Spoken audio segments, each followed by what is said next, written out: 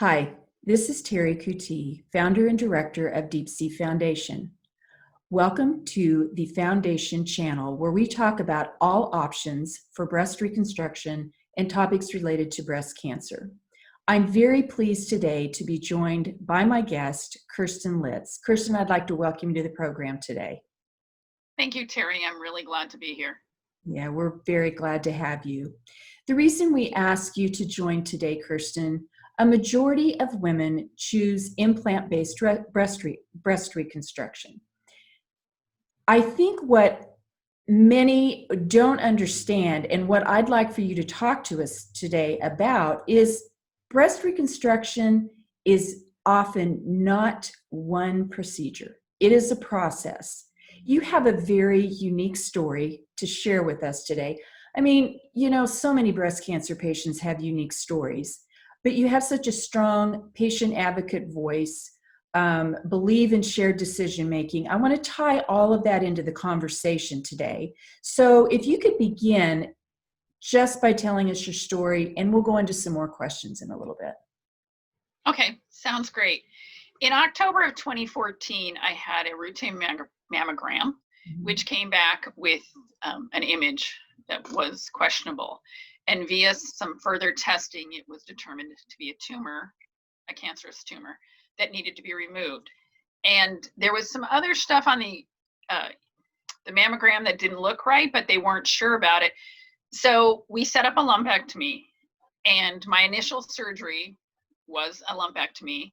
However, in the middle of the surgery, they woke me up and asked me if they could do a mastectomy because the other stuff on the film was DCIS.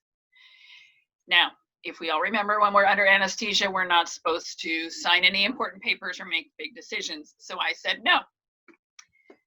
They put me back together and sent me home. When I was lucid and I was told that this happened, I said, okay. I wish they had remembered prior conversations where I said if that was necessary, they could go ahead and do the mastectomy. However, what it allowed me to do was experience life for a week with a lumpectomy. So when survivors come to me that have had a lumpectomy, I know how to speak. I understand what they've been through. And then I also know about a mastectomy because the following week I did have a mastectomy. Now, because of this, I had not thought about reconstruction because I figured I was having a lumpectomy and life was going back to normal.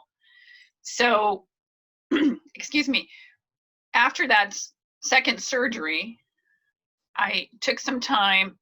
I went and finally got a prosthetic. I lived with a prosthetic for 6 months, and I noticed that my self-esteem really wasn't where it used to be, and I wasn't sure the situation. I also was extremely small-chested, and the one thing that bothered me is my athletic bras would not stay where they needed to stay, and so exercising wasn't, which I needed to do, I was uncomfortable. So 6 months after my second surgery, I went and talked to a plastic surgeon about reconstruction.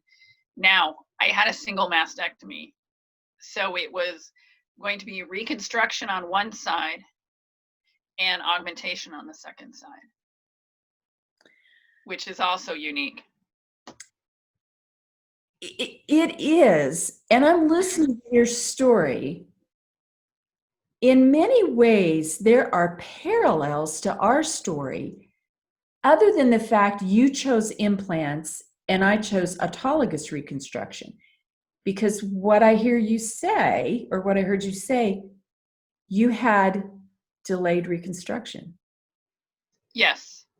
And I had individuals, doctors, tell me that women who actually wait and live with the mastectomy and the prosthetic, when it comes to reconstruction, have a better outcome because their perception of what they're going to look like afterwards is realistic.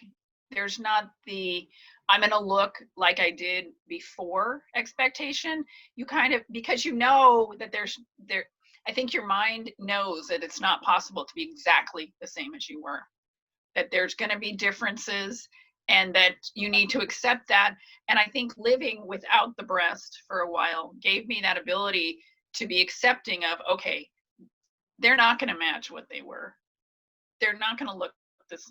They don't look the same today. They're two different breasts. You know, that's interesting. So I think better outcomes, maybe more realistic expectations. Exactly. Because I have often felt the same way. If you live without your breast, there's women that choose to live without your breast, which is perfectly, it's one of the options that you can choose. But it's figuring out your lifestyle, your timeline, and all of that goes into the process. And it's like you said, when you have been without your breast and then you wake up with them, you do have kind of a different expectation, I think, than those women who have gone through immediate. Kirstin, it's interesting. What I'd like to ask you is that process that you went through. How was your lifestyle, your preferences, that symmetry, all that symmetry that came into the discussion that you had with your plastic surgeon? Tell us a little bit about that.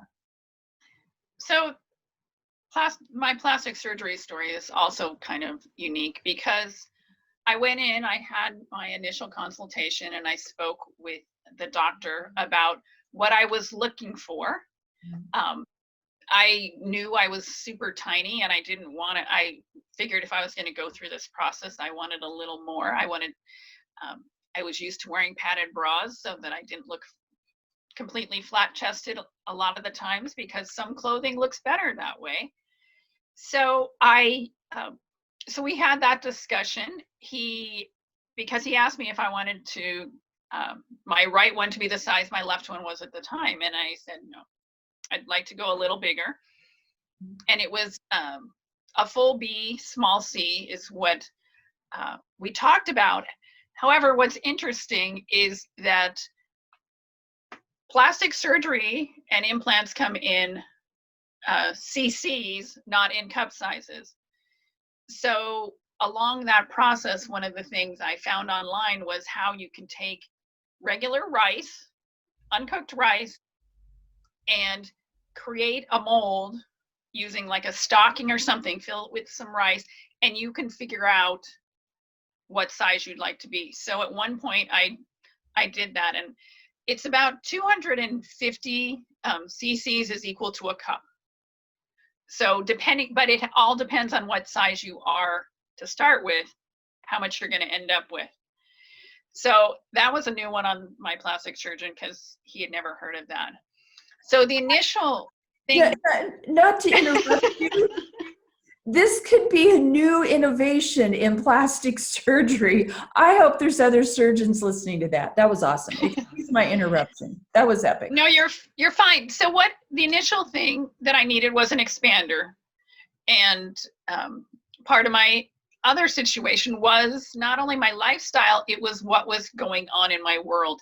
Because I knew that once the expander was put in, it was going to take some time to stretch my skin before there was enough space to put the implant in. And I had some events coming up that I didn't want to miss. And the first one was my niece's graduation. So we put the expander in as quick as we could so that I was set, so it was in there and not bothering me at all, so that I could go to graduation. Then throughout the summer, I had fills every 2 weeks. And initially, the first 1 or 2 fills weren't that painful, but as the skin started to stretch, when you'd first have that fill, it would hurt. And it's nothing that some ibuprofen or Tylenol or something like that doesn't take care of. It's just, it's like anything else. It's going to be bothersome, and as it stretches, it's going to calm down. Then in September of that year, I had an Avon walk to participate in. So I had a fill maybe the week before I went and did my walk. and then it was in October-ish, November timeframe, that I had overfilled what my final size was going to be. Talk, And talk to us about that concept, overfilled. I've okay, heard that before in implant. so when you go to do the swap, the situation, like many other things, is when you take that implant, the expander out, your skin's going to give a little bit. It's going to take back a little bit. So if you overstretch it by overfilling it, you're not really overfilling the expander, you're overfilling the size that you need. So I went to 350 cc's is what, not 350, it was 555 cc's, sorry, wrong breast. So I went up to 610 cc's before my swap, so that there was that extra space, that when the implant went in, it had a little extra room to fit in before that was done. And then it didn't need to stretch anymore. It was already stretched enough. So that happened. I lived with that for 2 or 3 months so that it settled, so it found a home, so it was comfortable and everything, before we even discussed augmenting the left side to match the right side. Makes sense. And it's so that it does have time to adjust, because it's not like augmentation on 2 regular breasts where everything is where it was before, the muscles, the tissue, everything. After you've had a mastectomy, some things are changed. So I waited. I was lopsided, which was kind of a good humor. And so then 4 months later, I guess, I had the augmentation and they don't look the same. I didn't expect them to. They're 2 unique individuals, which is fine, because because it reminds me of my journey, which maybe people don't want to be reminded, but it kind of, being that I didn't have radiation and chemotherapy, that's my reminder that I had cancer. It's, other than that, I don't have anything, any side effects or any other strange issues from the experience. And so that's kind of my reminder. Well, breasts are not symmetrical before breast cancer. As the saying goes, they're sisters, not twins. But that's a very kind of beautiful way for you to put your experience. And to be honest, yours is going to be different than another patient who has implants and expanders who might have radiation in between. So it is really dependent upon the individual and how each person deals with that. Sounds like you had, and I really want to ask you about this quickly, touch on this. Sounds like your surgeon had a very shared decision-making conversation with you. We did, and we had quite a few. I also had quite a few conversations with his nurse. We became good friends because I'd see her every 2 weeks for a fill, and it was just a quick office visit, but we joked and had fun, and it made the experience not stressing at all. The one thing, every time he asked me about size, his thing was he would always compare what my front would look like compared to my back, because your front and your back need to be in proportion to each other to look right. And I appreciate that he was not going to let me do something that was going to totally throw me out of proportion and look like it wasn't natural, because that's really what I was going for. I wanted a natural look, bigger than I was, so that for my lifestyle and the activities I participate in and everything.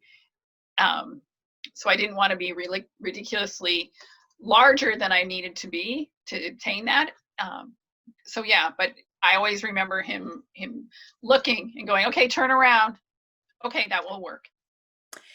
Yeah, and I think a lot of women don't think about those things before they go into their consult, but they're going to a plastic surgeon.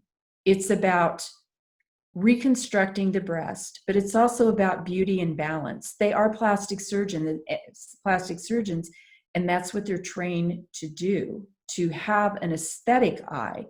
And so I'm glad you brought that up, the balancing part. It's not just That's not just something that I think they consider in the symmetry of breast, but it's the entire symmetry and balance of the body. That's a really good point you bring up.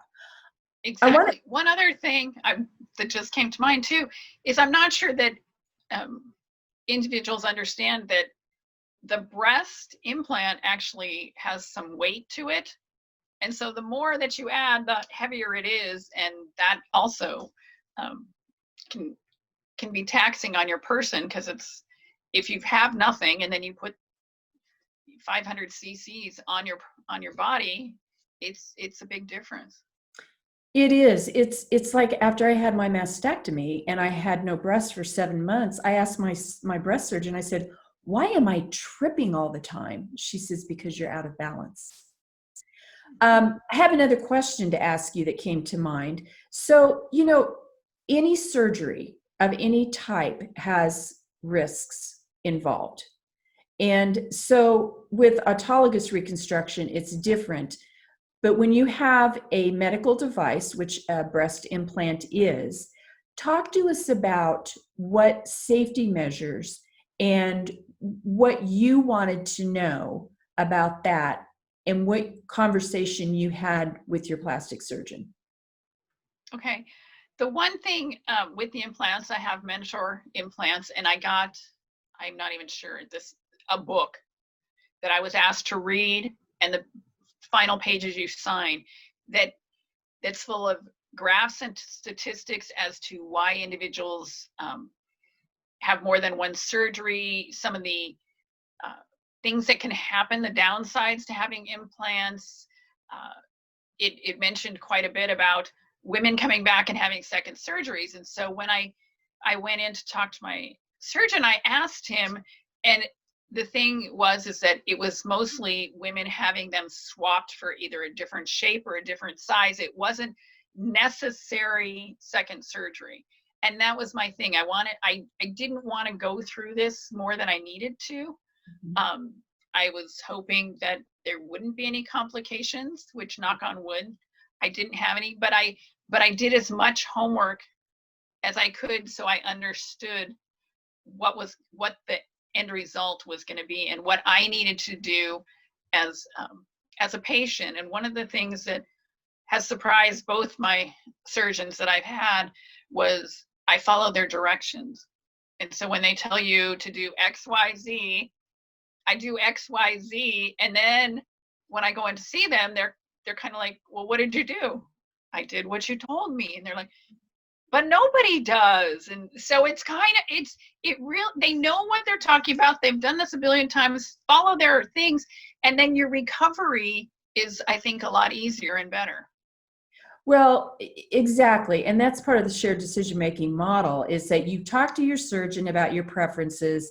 They give you their expertise. You have buy-in. You have buy-in in the decision, but part of that is responsibility on the patient's part. And I tell women, you're going to have less complications if you have compliance and do what they say. So it's a very good tip that you gave. So it sounds like you had an overall a good experience, in as much as any of us can after we've been given a breast cancer diagnosis. I really appreciate you sharing your story about implant reconstruction with us today. Is there anything else you'd like to add, or some sage advice that you would like to give to women when they're going about choosing what type of breast reconstruction to have? It's a very personal choice. I agree. It's very personal. I think that the journey is one of those places that I kind of wish I knew about before, because I did not know about the various types of reconstruction. However, I wanted something that wasn't a lot of changing up my body, I guess you could say, where the flaps, they're moving things around, and that didn't appeal to me. And that was one of the conversations that we did have, the plastic surgeon and I.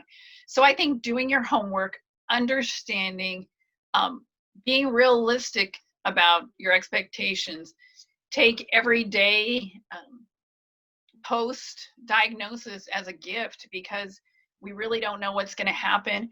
And the fact that we are where we are and we are allowed these wonderful benefits, I think that we get to be returned to somewhat normalcy is priceless. And I'm thankful for it. And I think that don't set your expectations too high, because they're not going to be met. And it's not your surgeon's fault. And it's not your fault. It's just life. I can't think of a better way to end this video. I truly, truly appreciate your story today. It's empowering, it's realistic, honest. So thank you very much for joining us here today. You're very welcome, Terry. Yeah, it's good to see you, and I want you to stay safe. I want to thank the viewers for joining us today. If you have any questions or comments about this video, please let us know in the comment section. We're really enjoying a lot of good feedback now on our videos and the comments that we're receiving. Let us know if there are any other topics you can cover. And thank you again for joining us on the Deep Sea Foundation channel today. Thanks, Kirstin. You're welcome, Terry. Take care. You too.